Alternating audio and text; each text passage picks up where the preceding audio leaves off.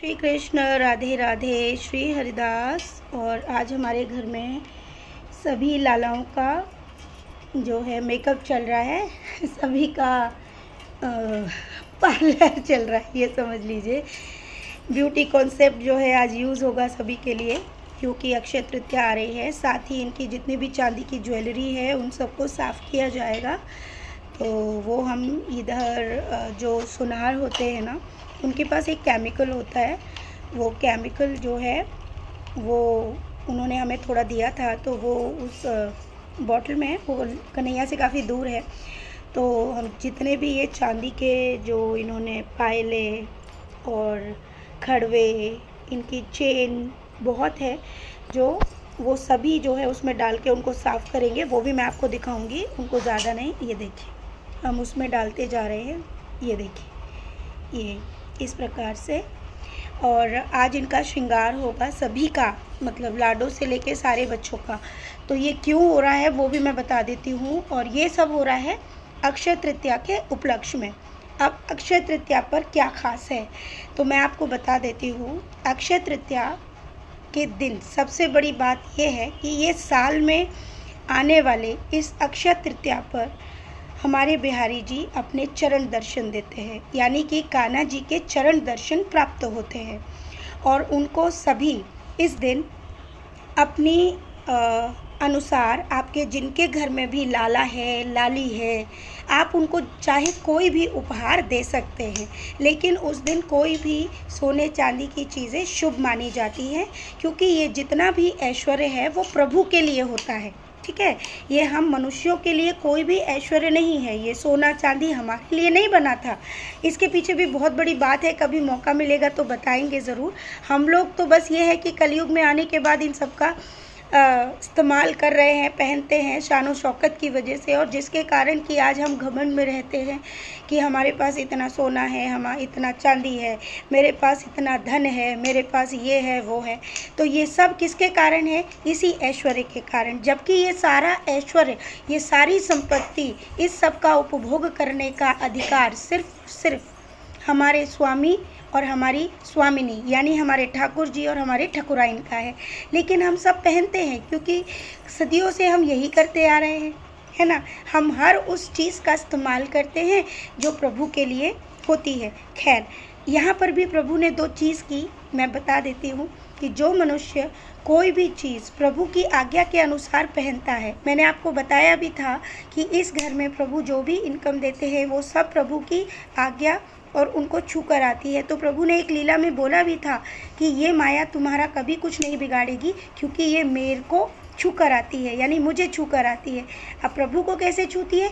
कि जो भी कार्य हम करते हैं वो प्रभु के द्वारा बताए हुए कार्यों के अनुसार हम धन अर्जित करते हैं। और उस धन अर्जित को कभी भी कोई भी चीज़ गलत मतलब चीज़ में नहीं ले जा सकती, यानी कि वो हमारा कोई भी नुकसान नहीं कर सकती। तो हम उनके द्वारा दिए गए भोग को हम खाते हैं, उनके द्वारा छुए हुए वस्त्रों को हम पहनते हैं, उनके द्वारा दिए गए इस घर में हम रहते हैं। अब लोग कहेंगे इस घर में उनके द्वारा, देखिए ये चीज़ों का ज्ञान हमको पहले नहीं था। हमको लगता था कि हमने जो भी अर्जित किया है वो स्वयं से किया है, जबकि ऐसा नहीं है। हम स्वयं से अर्जित भी तभी कर पाते हैं जब प्रभु की कृपा होती है। तो इस चीज़ को समझने में हमें बहुत वक्त लगा। तो आज हमारी हर चीज़ समर्पित हमारे प्रभु को है, इसलिए शायद हमें कोई भी चीज़ प्रॉब्लम नहीं देती है, हमें कोई भी अनहित नहीं होता है, कोई अहित नहीं होता है। ठीक है, अब हम अक्षय तृतीया की बात करते हैं, हमारा जो मेन टॉपिक है।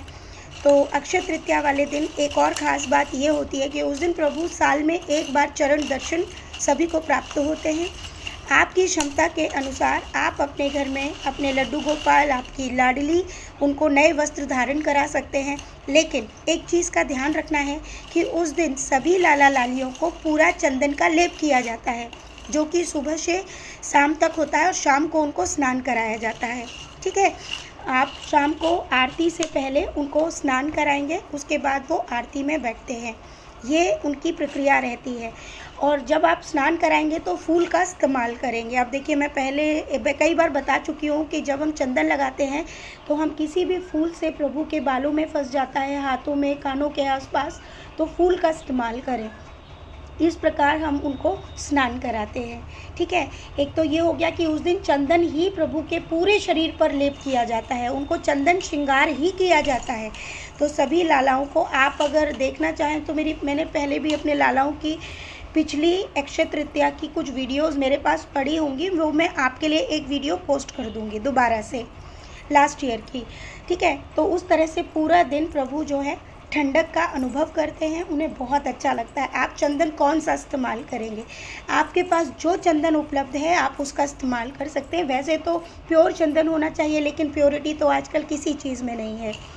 आप लकड़ी वाला चंदन इस्तेमाल कर सकते हैं। अगर छोटे लाला है तो लकड़ी वाला भी इनफ है, लेकिन हमारे लाला थोड़ा मतलब ज़्यादा हमको चाहिए चंदन, तो हम जो है गोपी चंदन के साथ साथ पीला जो चंदन आता है हम उसका भी इस्तेमाल करते हैं, और साथ ही लकड़ी चंदन का भी। तो इस प्रकार से आप चंदन का इस्तेमाल करें। आप चंदन में केसर का भी इस्तेमाल कर सकते हैं, थोड़ी सी केसर आप घोल लीजिए, वो भी आप चंदन में हल्का सा मिक्स करिए।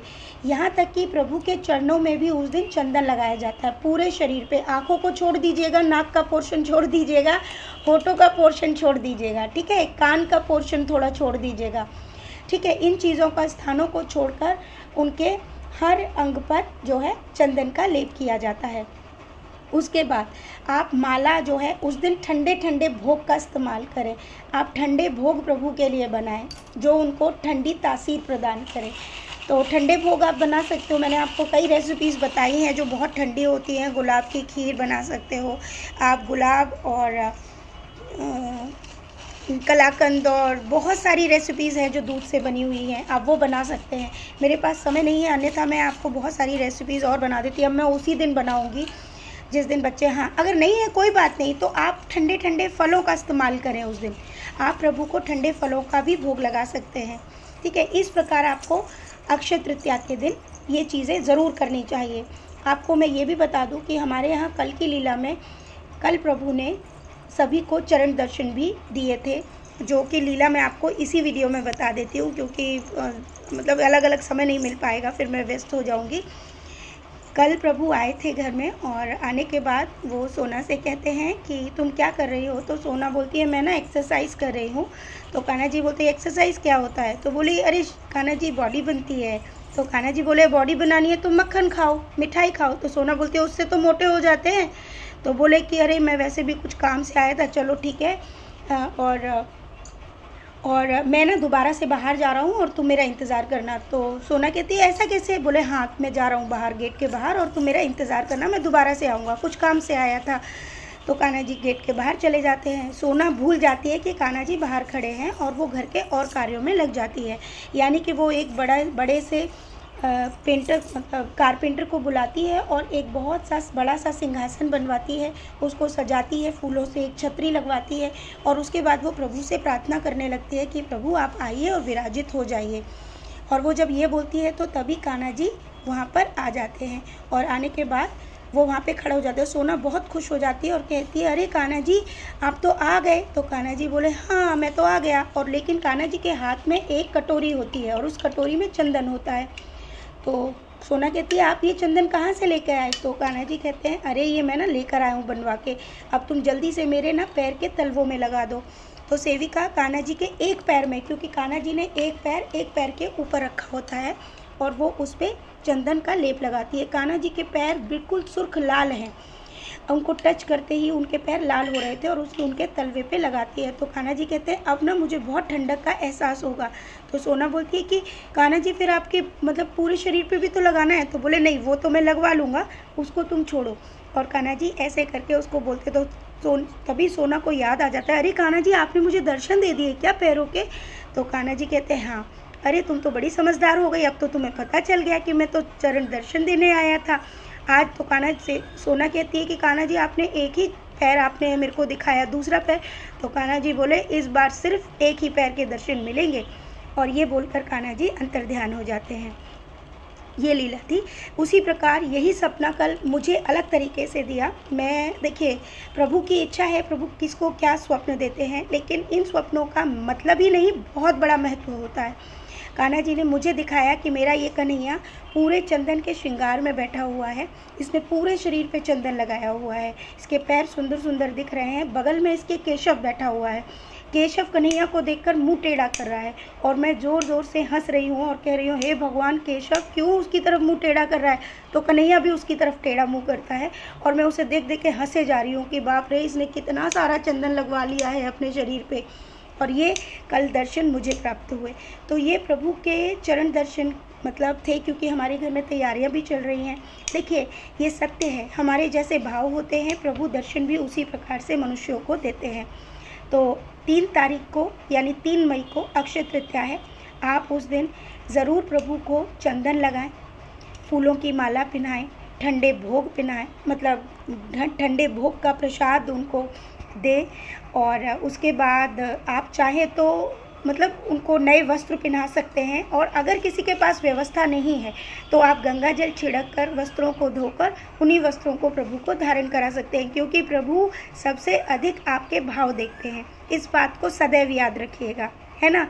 ये चीज़ सबसे बड़ी बात है कि हर भक्त को ये पता होना चाहिए कि प्रभु को आपके सबसे अधिक आपके अंदर, आपके अंतर्मन में जो भाव चल रहे हैं उनको लेकर, उस चीज़ को लेकर ही प्रभु खुश होते हैं। अब देखिए, यहाँ कन्हैया का मेकअप भी स्टार्ट हो गया है। तो यही बहुत नॉर्मल वीडियो के साथ साथ आपको मैंने सारी बातें बता दी हैं, ताकि आप अक्षय तृतीया वाले दिन घर में कुछ तैयारी कर सकें, उनके लिए अच्छा भोग बनाएं, क्योंकि प्रभु को भोग बहुत पसंद है। इस बात का हमेशा ध्यान रखें, उन्हें खाने का बहुत शौक़ है। और जिन्हें भी प्रभु को किसी तरह रिझाना नहीं आता है, वो ज़रूर भोग बनाकर प्रभु को रिझाएं। प्रभु को संगीत बहुत पसंद है, ठीक है, प्रभु को नृत्य बहुत पसंद है, प्रभु को भोग बहुत पसंद है, प्रभु को माखन बहुत पसंद है, प्रभु को श्रृंगार बहुत पसंद है, प्रभु को भोले मन बहुत पसंद है, प्रभु को चंचल व्यक्तित्व बहुत पसंद है। प्रभु को जो पसंद नहीं है वो है ईर्ष्या, झूठ, दूसरों की बुराई करना। ये सब चीज़ें प्रभु को तनिक नहीं भाती हैं। तो इस बात का ध्यान रखते हुए आप अक्षय तृतीया पर इस प्रकार से प्रभु को रिझा सकते हैं। और रही लाडली की बात, देखिए, हमारी लाडो और हमारा श्याम वो एक ही हैं। तो आप जो चीज़ कृष्ण के लिए करें वही राधा के लिए करें, उनके लिए कोई भिन्नता नहीं है किसी भी चीज़ के लिए, ठीक है जी। तो हमारे लिए आज की डेट में या पहले भी हमारे राधा कृष्ण एक ही हैं, लेकिन वो अब हमारे घर की स्वामिनी है, हमारे घर की बहू है, हमारे घर की श्री है। तो सारी चीज़ अब उनको समर्पित होती है, जो स्वयं ही कृष्ण को समर्पित हो जाती हैं, है ना। तो ये मेरा मानना है और ये हमारे भाव हैं, उसी प्रकार से हम ये चीज़ें कर रहे हैं। तो आप भी श्रृंगार करिए लालाओं का, उनको खूब सजाइए खूब अच्छे से। और बाकी मैं एक लास्ट ईयर की वीडियो आप लोगों के लिए पोस्ट कर देती हूँ, ताकि आपको थोड़ा सा अंदाज़ा मिल जाए, ठीक है जी। तो खूब सारा प्रेम, राधे राधे, श्री हरिदास।